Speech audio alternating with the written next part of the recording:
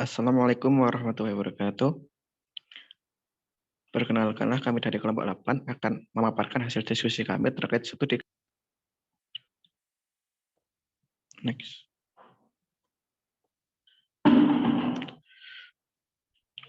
Anggota dari kelompok 3 sendiri yaitu saya sendiri Fajar Maulana dengan NPM 067, Putri Maharani dengan NPM 013, Nidiaul Afifah dengan NPM 022, dan Lutfia Nanda Safira dengan NPM 070.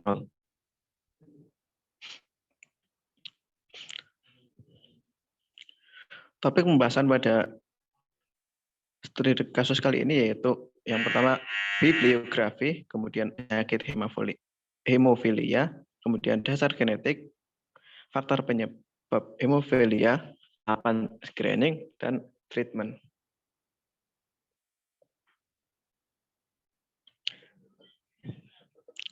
Bibliografi artikel. Untuk judul artikelnya sendiri yaitu terapi update hemofilia pada anak yang dikarang oleh Hernata dan kawan-kawan, kemudian diterbitkan pada tahun 2020. Nama jurnalnya yaitu Jurnal Kedokteran Nangroe Medica, vol 3 dalam kurung 4, kemudian halaman 18-25. Next. Penyakit hemofilia.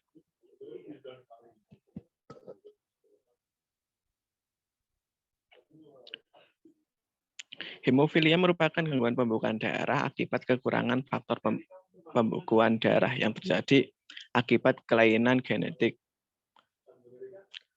Terdapat dua jenis hemofilia, yaitu hemofilia A atau kekurangan faktor 8 dan hemofilia B atau kekurangan faktor 9.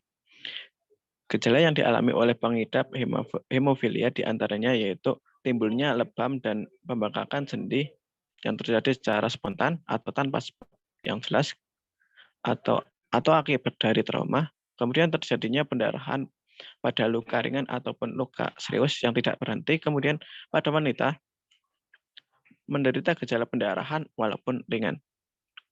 Hemofilia disebabkan oleh defisiensi faktor pembekuan 8 atau hemofilia A atau faktor 9 atau hemofilia B. Hemofilia A merupakan bentuk terbanyak dijumpai, sekitar 80% sampai 85%. Klasifikasi hemofilia bergantung pada kadar faktor pembekuan dalam plasma, yaitu hemofilia berat apabila kadar kurang dari 1%, hemofilia sedang jika di antara 1-5%, dan ringan di antara 5% sampai 30%. Anak dengan hemofilia berat memiliki resiko mengalami berbagai macam tipe pendarahan, baik spontan maupun karena trauma. Dengan jenis pendarahan tersering adalah hematrosis. Antara 70% sampai dengan 80%.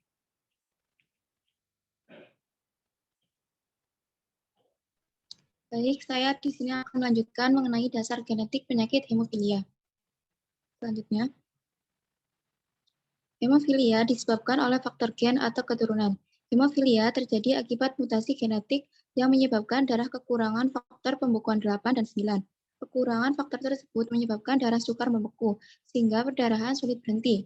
Mutasi genetik yang terjadi pada hemofilia mempengaruhi kromosom X. Selanjutnya,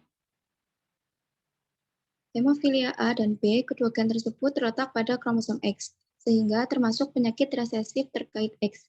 Pada penderita hemofilia terjadi defisit F8 atau F9, maka pembentukan bekuan darah terlambat dan tidak stabil. Defisit F8 dan F9 ini disebabkan oleh mutasi pada gen F8 dan F9.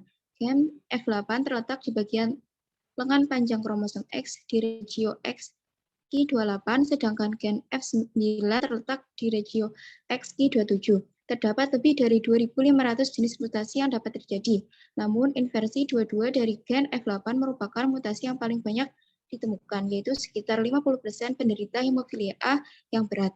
Mutasi gen F8 dan F9 ini diturunkan secara X-linked resesif sehingga anak laki-laki atau kaum pria dari pihak ibu yang menderita kelainan ini. Selanjutnya akan dijelaskan oleh rekan saya. Baik, selanjutnya akan dijelaskan terkait faktor penyebab hemofilia. Nah, jadi penyebab dari hemofilia adalah hemofilia itu disebabkan karena adanya defisiensi faktor pembekuan 8 yang disebut dengan hemofilia tipe A atau faktor 9 yang disebut dengan hemofilia tipe B. Nah, penjelasan ini sebenarnya sudah dijelaskan pada slide-slide sebelumnya gitu. Nah, di mana faktor pembekuan 8 itu disebut juga dengan F8 dan untuk faktor 9 itu disebut dengan F9 gitu. Kedua gen tersebut sama-sama terletak pada kromosom X sehingga disebut dengan penyakit resesif terkait X. Nah, perlu diketahui bahwa gen F8 dan F9 ini merupakan gen yang berperan dalam membuat protein yang digunakan untuk pembekuan. Nah, mekanismenya adalah ketika terdapat luka, maka protein tersebut itu akan melindungi bagian tubuh dengan cara menggumpalkan darah gitu. Nah, gen F8 dan F9 yang bermutasi ini itu akan dapat memicu produksi faktor pembekuan 8 atau 9 tidak normal atau mengalami defisiensi. Hal ini yang membuat faktor pembekuan tersebut jumlahnya itu berkurang banyak, sehingga apabila suatu saat bagian tubuh itu terjadi luka, maka akan menyebabkan darah yang mengalir tersebut gagal membeku dengan sempurna. Selanjutnya akan dilanjutkan oleh rekan saya. Untuk selanjutnya yaitu tahapan screening. Nah, mungkinkah dilakukan screening untuk mengetahui terjadinya kelainan atau penyakit hemofilia ini sejak awal? Jawabannya mungkin. Pada kasus penyakit hemofilia ini dapat dilakukan tahapan screening atau deteksi dini. Nah, langkah yang tepat untuk mendeteksi dini dari penyakit atau kelainan hemofilia ini dapat dilakukan dengan konseling, terapi dan prognosis, serta melihat pola keturunan. Pada janin, dapat dilakukan tindakan sampling virus chorionik atau amniosintesis jika mutasi gen sudah diketahui. Nah, kemudian ada sumber lain yaitu dilansir dari Halodoc, tes screening yang dapat dilakukan untuk mendeteksi adanya kelainan hemofilia ini yaitu dapat dilakukan dengan beberapa tahap. Yang pertama, pemeriksaan fisik. Yang kedua, tes screening darah, di mana tes ini diperlukan untuk menentukan keterlambatan pembekuan gumpalan darah. Dan yang ketiga, yaitu tes faktor pembekuan atau bisa disebut dengan uji faktor, di mana tes ini diperlukan untuk menentukan tingkat faktor pembekuan.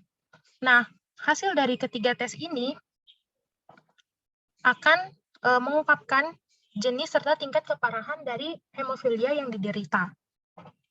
Selanjutnya yaitu treatment yang dapat dilakukan.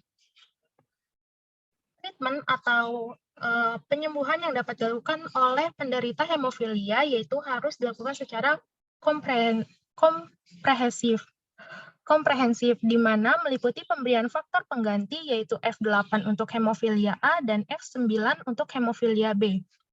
Tindakan lainnya juga dapat berupa perawatan dan rehabilitasi terutama jika ada pendarahan sendi, edukasi, dan dukungan psikososial bagi penderita dan keluarganya. Nah, jika terjadi pendarahan akut, terutama pada daerah sendi, maka tindakan yang harus segera dilakukan yaitu rest, ice compression, dan elevation. Sendi yang mengalami pendarahan akan diistirahatkan dan diimobilisasi, di mana ini merupakan tindakan rest, kemudian kompres dengan es atau handuk basah yang dingin, tindakan dari ice, kemudian dilakukan penekanan atau pembebatan, ini tindakan dari compression, dan yang terakhir meninggikan daerah pendarahan atau merupakan tindakan dari elevation. Nah, para penderita hemofilia ini sebaiknya diberikan faktor pengganti dalam jangka waktu 2 jam setelah pendarahan.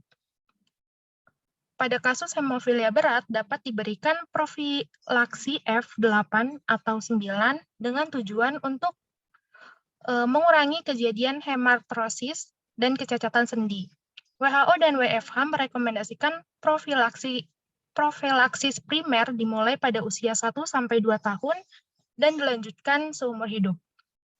Untuk penderita hemofilia ringan dan sedang, maka diresepkan desmopresin, yaitu suatu analog vasopresin yang dapat digunakan untuk meningkatkan kadar F8 endogen ke dalam sirkulasi. Nah, tetapi resep ini tidak dianjurkan untuk para penderita hemofilia berat. Selain itu, penderita hemofilia juga dianjurkan untuk olahraga secara rutin, memakai peralatan pelindung yang sesuai untuk olahraga, menghindari olahraga berat atau kontak fisik. Selain itu, penderita hemofilia juga harus menjaga berat badan, terutama jika ada kelainan sendi karena berat badan yang berlebih akan memperberat artritis. Kebersihan mulut dan gigi juga harus diperhatikan. Vaksinasi diberikan sebagaimana anak normal, terutama terhadap hepatitis A dan B. Nah, proses vaksin ini diberikan melalui jalur subkuntan, bukan intramuskular. Kemudian ada sumber lain yang mengatakan, dilansir dari Primaya Hospital, cara terbaik untuk pengobatan penyakit hemofilia ini yaitu dengan mengganti faktor pembekuan darah sehingga darah bisa membeku dengan baik. Umumnya, pengobatan ini dilakukan dengan cara injeksi produk pengganti yang disebut dengan konsentrat ke pembuluh darah vena para penderitanya.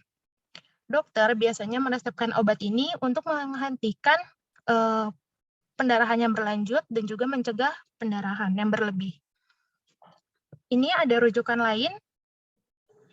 Nah, terima kasih banyak.